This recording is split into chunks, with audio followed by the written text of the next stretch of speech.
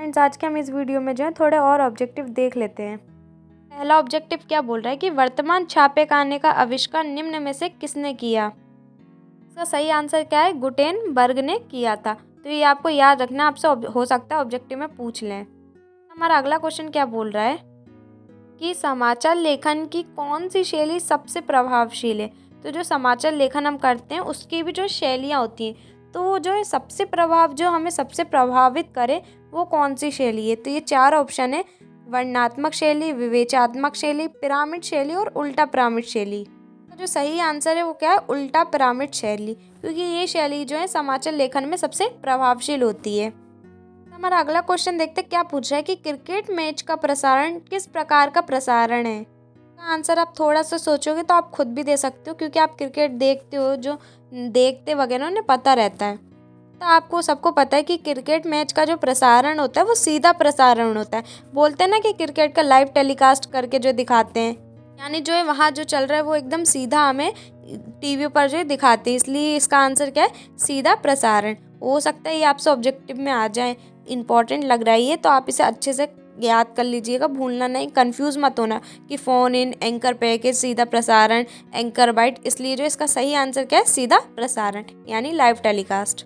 हमारा अगला क्वेश्चन क्या बोल रहा है कि रेडियो नाटकों में निम्नलिखित में से क्या महत्वपूर्ण है। इसका जो सही आंसर क्या है, इसका सही आंसर संवाद, ध्वनि प्रभाव, मंच सज्जा और लास्ट में लिखा है ए और बी दोनों। संवाद यानी वही होता है जो बातचीत हम करते हैं वो, ध्वनि प्रभाव यानी जो उसका म्यूजिक है पीछे से जो बजता है रेडियो में जो आवाज़ है वो, मंच सज्जा यानी जो मंच में जो भी हम सजावट करते एक मंच पर वो, फिर जो है ए और बी दोनों। तो इसका सही आंसर आप खुद सोचोगे तो इसका सही आंसर क्या होना चाहिए। तो इसका सही आंसर जो है संवाद और क्या होगा, ध्वनि प्रभाव, क्योंकि जो बातचीत करने का तरीका और जो पीछे से जो रेडियो में साउंड आता है, रेडियो पे जो भी भविष्यवाणी म्यूजिक हम सुनते हैं, तो वो अगर अच्छा होगा तो हम जो है रेडियो को ज़्यादा देर तक सुनेंगे और हमें जो है अच्छा लगेगा वो।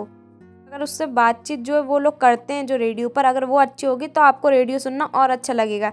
इसलिए इसका सही आंसर क्या है, डी वाला। तो आपको ये याद रखना है, फ्यूज बिल्कुल मत होना, सब आपको जो है आराम आराम से अच्छे से समझना है, आप समझ जाएंगे। हमारा अगला क्वेश्चन क्या बोल रहा है कि विद्यार्थियों को अभिव्यक्ति कौशल कैसे प्राप्त होता है। अभिव्यक्ति कौशल का मतलब ये होता है कि आप में क्या अभिव्यक्ति, क्या खूबी है जो आप जो है दूसरों को दिखा सकते हैं और उनसे कुछ सिखा सकते हैं। तो वही होता है कि आपकी अभिव्यक्ति झलकती ना, बोलते ना आपकी अभिव्यक्ति कैसी है, तो वही अभिव्यक्ति कौशल कैसे प्राप्त होता है। इसका पहला ऑप्शन क्या बोल रहा है कि नया सोचने और नया लिखने से। या तो आप कोई नया सोचते हो और कुछ नया लिखते हो तो उससे। सेकंड बोल रहा है कि पुराने निबंधों के अनुसरण से, तो कोई पुराने निबंध और उसका जो आप अनुसरण कर रहे हो, उसके बारे में सोच रहे हो, तो उससे। थर्ड बोल रहे हैं कि निबंध को याद करके, किसी निबंध को आपने याद कर लिया तो उससे क्या हमारी अभिव्यक्ति कौशल झलकती है। या डी बोल रहा है कि परंपरागत विषयों पर लिखकर, यानी जो परंपरागत मतलब होता है जो पहले से चले आ रहे हैं, ऐसी परंपरा के विषयों पर आप लिख रहे हो तो उस विषय पे। इसका आंसर आप ध्यान से सोचोगे तो इसका आंसर है नया सोचने और नया लिखने से।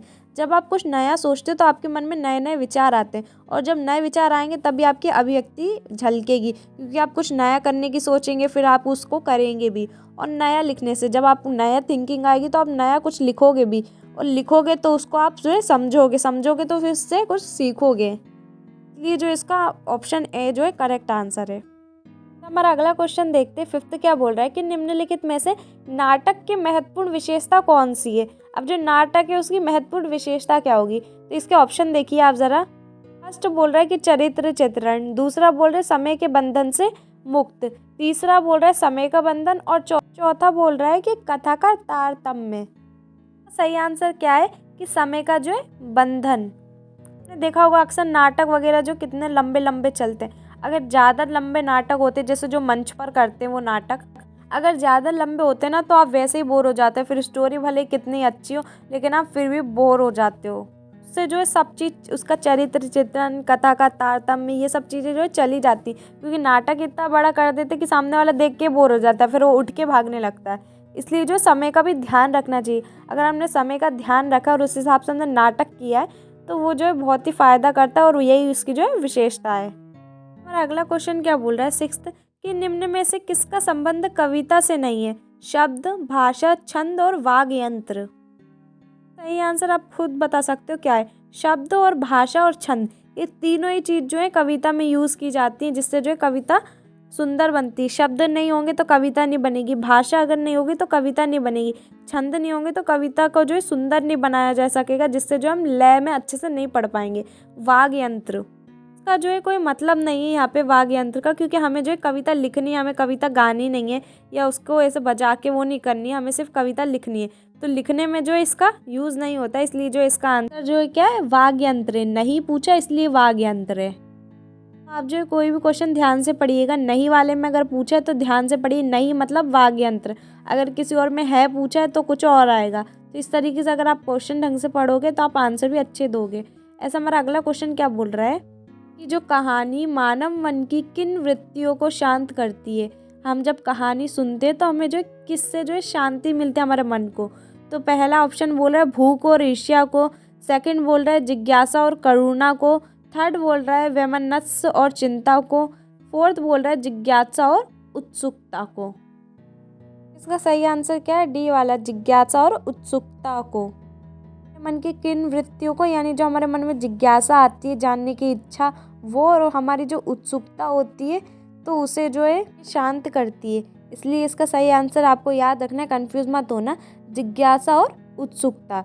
जिज्ञासा और करुणा नहीं आएगा जो ऊपर दिया गया है, करुणा क्योंकि एक रस है, वो रस नहीं आएगा। जिज्ञासा और उत्सुकता इसका जो है सही आंसर है। इस तरीके से आज की वीडियो में हमने कुछ और ऑब्जेक्टिव पढ़े, हम आगे जो है और ऑब्जेक्टिव पढ़ेंगे। ये जो इनके आंसर दिए हुए हैं सारे जितने भी मैंने पढ़ा है, तो आपको जिस नंबर का जो है आपको उस नंबर का जो है आंसर से मैच कर लेना है। आपको जो है ये याद रखना है, क्योंकि कोई सा भी जो है आ सकता है।